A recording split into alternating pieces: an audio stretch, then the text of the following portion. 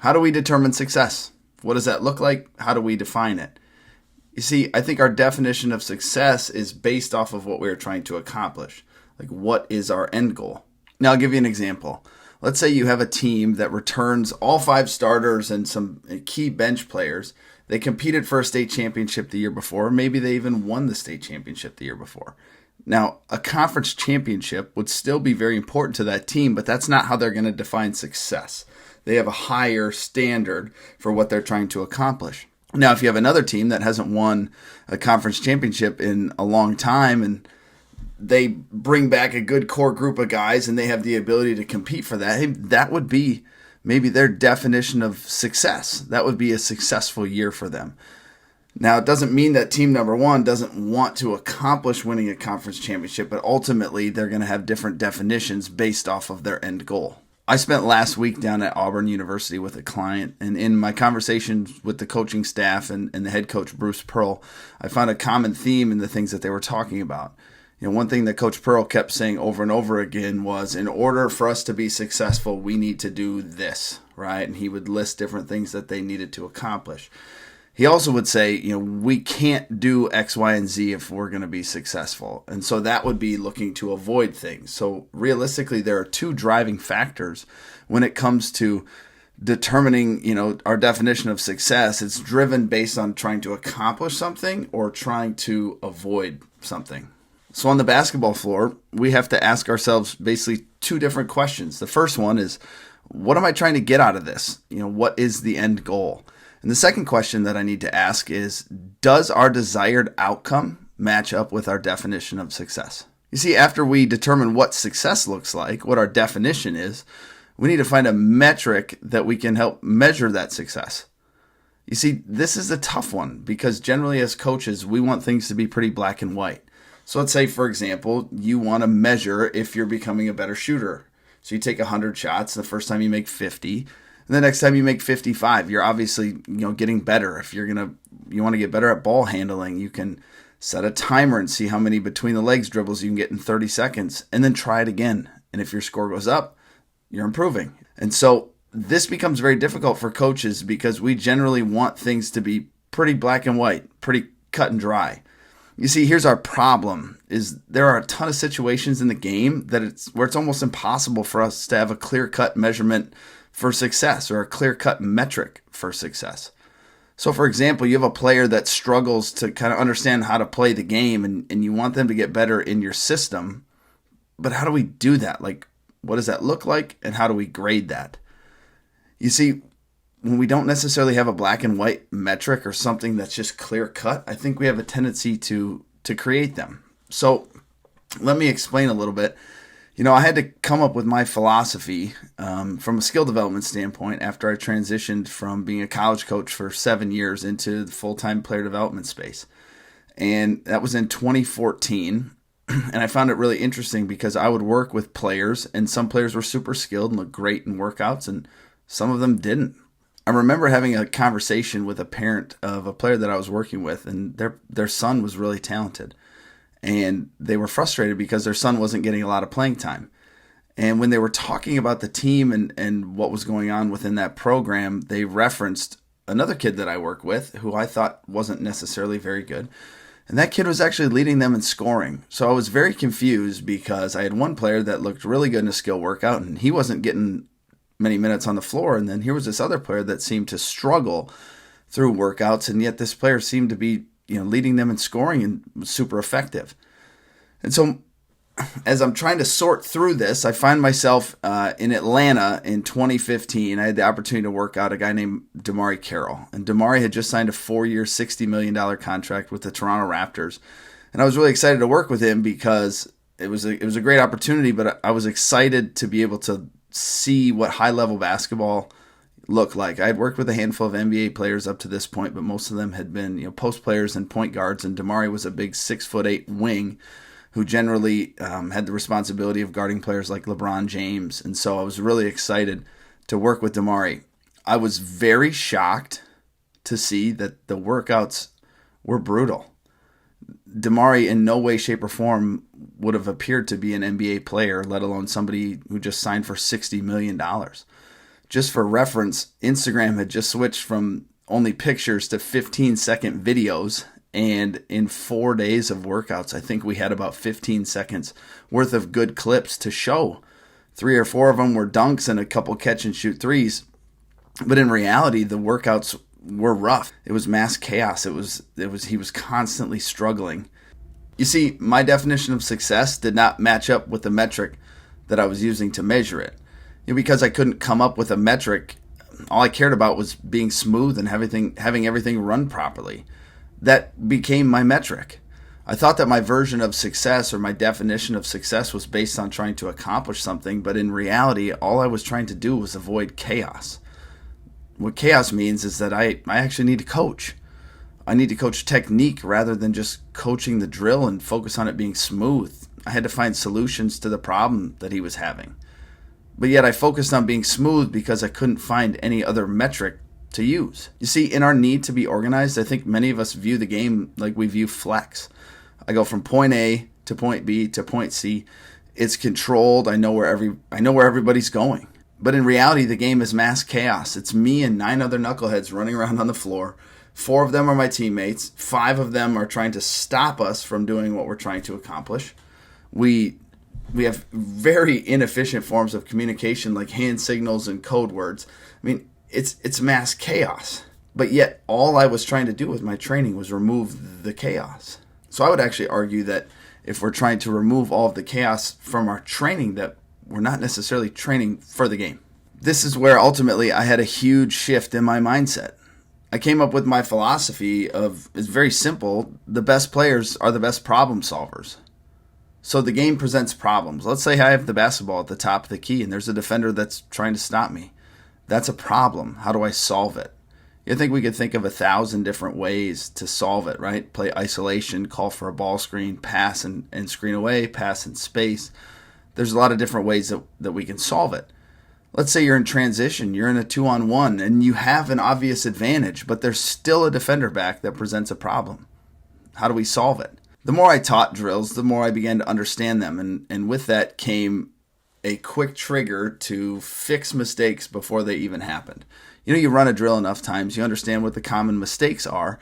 And so as I was teaching something, I would say, this is what we're going to do. By the way, don't do this, right? What I was trying to do was avoid the chaos and avoid the mistakes. But I quickly realized that sometimes the best way to fix a mistake is actually by letting that mistake happen. You see, a spoken truth is temporary, but a discovered truth is permanent. Have you ever told somebody to do something over and over again and they don't do it? And then finally they do it and it clicks. Oh yeah, that's what he was talking about, right? That's the discovery process.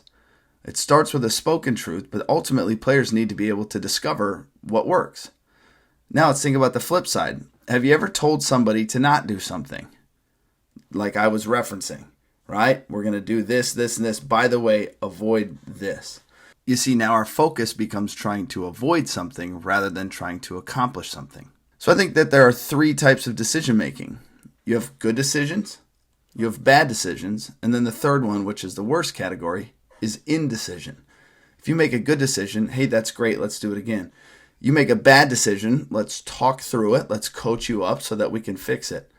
When you are indecisive, that is very difficult to coach. So let's say we're in a transition situation and we're working on it in a specific drill and coach says, don't turn the ball over. Okay, obviously we don't want to turn the ball over, but what's more important is we want to make a play.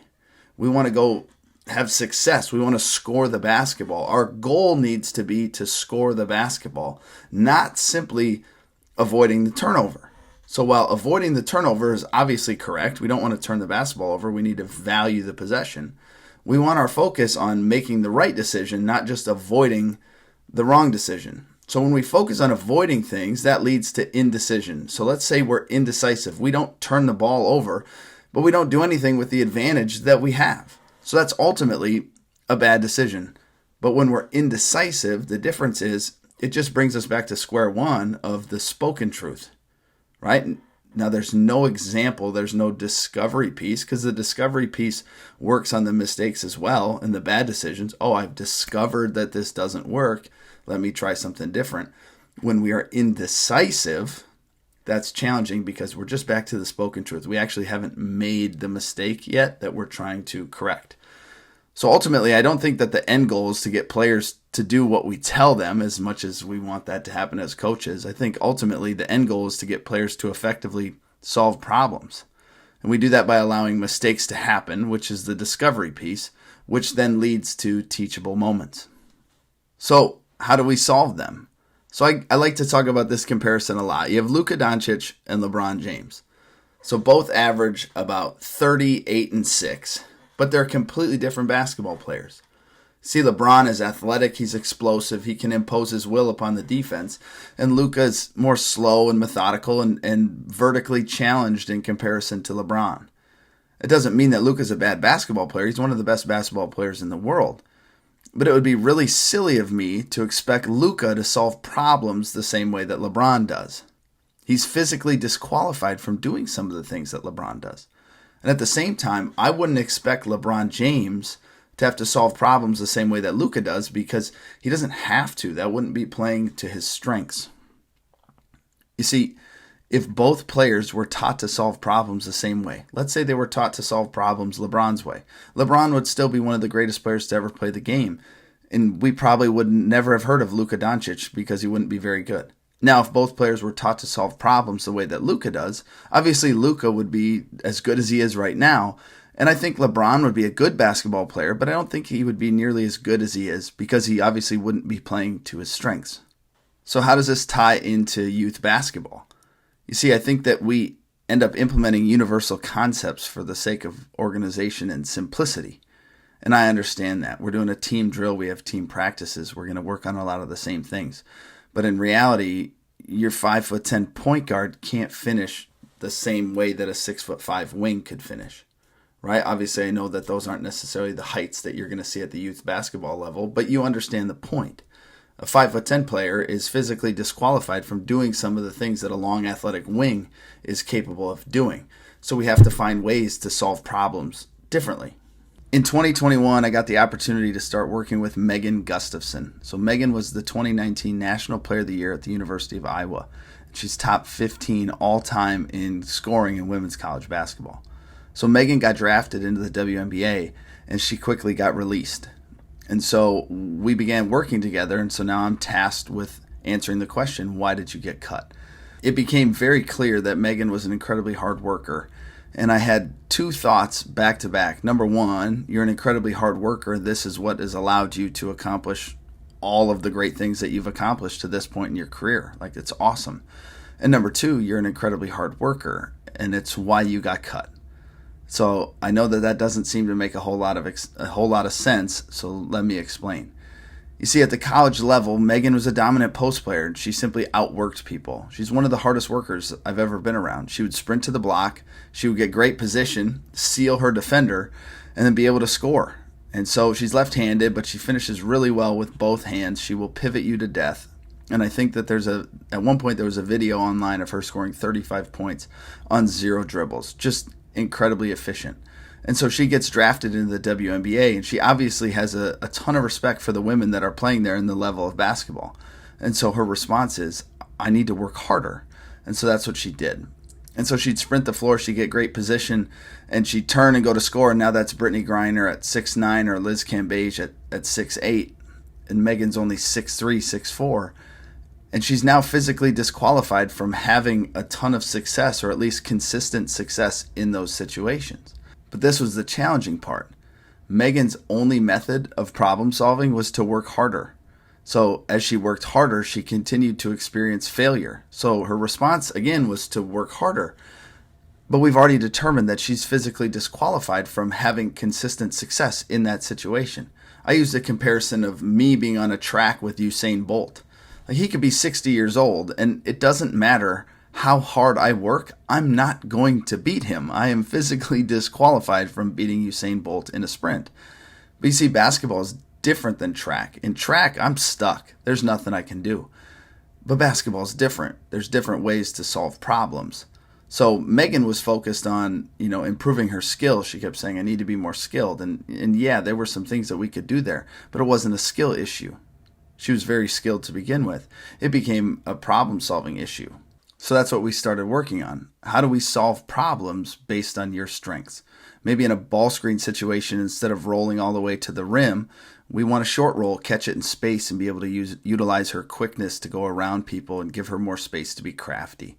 We wouldn't teach this to high school or youth players necessarily, unless they're a high-level high school player. But we said, Megan, you have a really good base, and with this size disadvantage, you're going to need to be able to fade away a little bit, maybe bump the defender and fade or step away to get some space to clear your shooting hand. She became really good at that.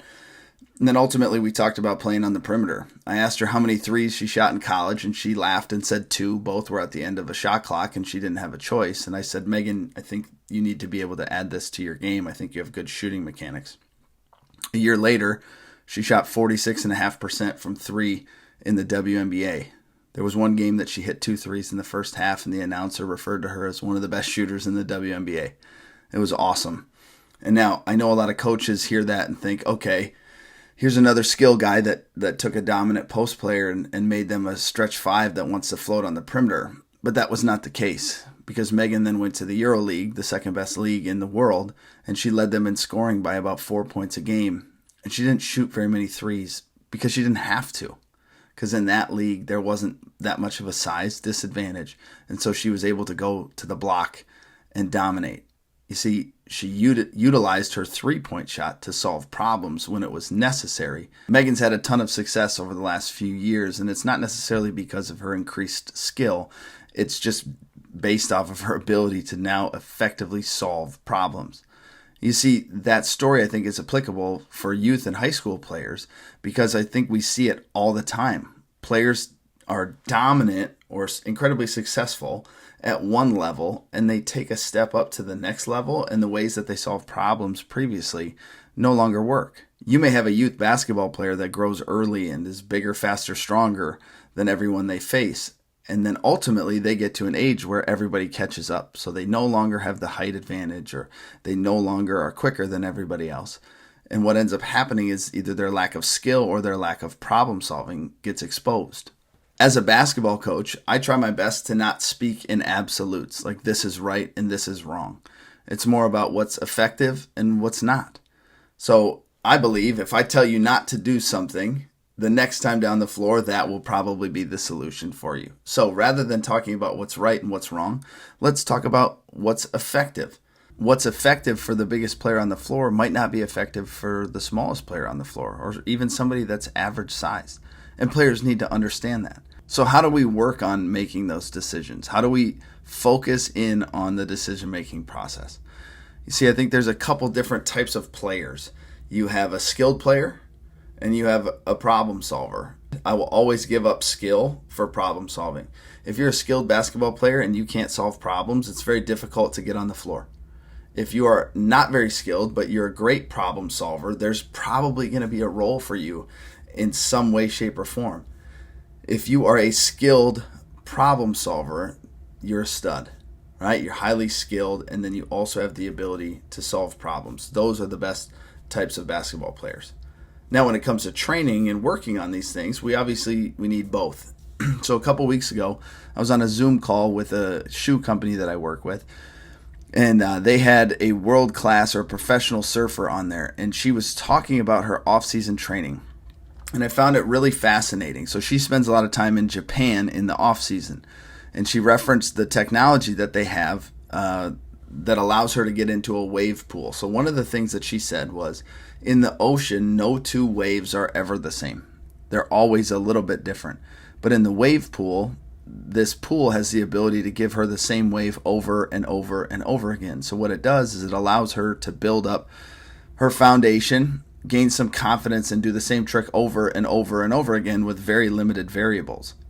But ultimately, she has to get back in the ocean. After she has built up her confidence in the wave pool, it's obviously much easier for her to get back in the ocean among all the variables that the waves are going to throw at her.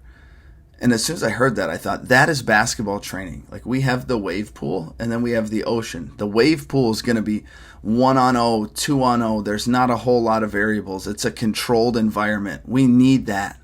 We need players to build their confidence, to build their skill, and have a solid foundation. But the game, like we referenced earlier, is mass chaos. It's the ocean. No two situations are ever going to be identical. There's a ton of variables that we need to play in. So we talked about removing the chaos from our training. No, the ocean is adding that chaos back in. It's simulating the game. Maybe we're playing in a 3-on-2 situation with an advantage, or you're even 1-on-1, you're focused on making quick decisions, right? That's our version of the ocean. So again, how do we work on this? One of the concepts that we use is reverse engineering. Right? Let's show them where we're going and then try to get them to figure things out along the way. So ultimately they know what we're trying to get to. They know what the end goal is. And then let's try to see if we can figure that out, which is going to allow the discovery piece to happen.